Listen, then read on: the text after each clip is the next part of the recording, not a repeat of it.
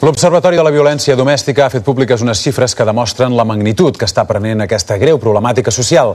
Cada any moren una mitjana de 60 dones a mans de les seves parelles i en els últims 2 anys més de 50.000 homes han estat condemnats per maltractaments.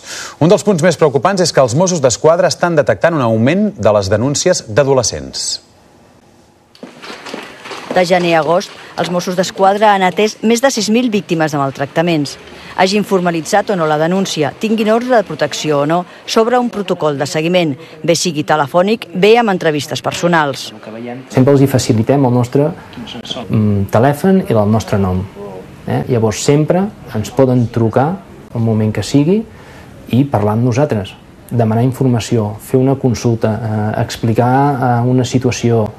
Creuen que la part més important de la seva feina és estar al costat de les víctimes i que facin la denúncia quan estiguin preparades per afrontar el procés judicial. A vegades quan van al jutjat a declarar, moltes vegades no declaren contra el marit i per tant la causa, si el fiscal no acusa, es sobreseeix.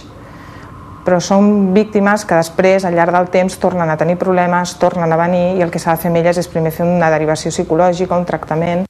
De l'atenció diària en víctimes de maltractaments, Montse Escudé destaca la dificultat de fer aflorar el maltractament psicològic, que pot comportar un gran risc. Com estàs? I per tant el treball amb elles és molt més complicat, ha de ser molt més durador i ha de ser molt més íntegre el treball amb aquest tipus de víctimes. Els hi costa molt més reconèixer que són víctimes quan no hi ha agressió física, però de fet és el pas previ a l'agressió física que vindrà segur.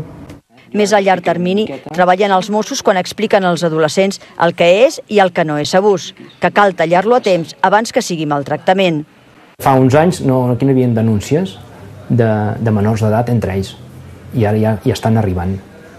Vol dir que s'ha ampliat l'espectre de persones que s'identifica.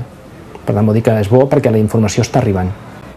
Per als casos en què es considera que el risc és major, els Mossos fan vigilàncies i proteccions personals i concretes, de paisà o en cotxe patrulla, en moments puntuals com entrades i sortides de l'escola dels nens o, si fos necessari, les 24 hores del dia.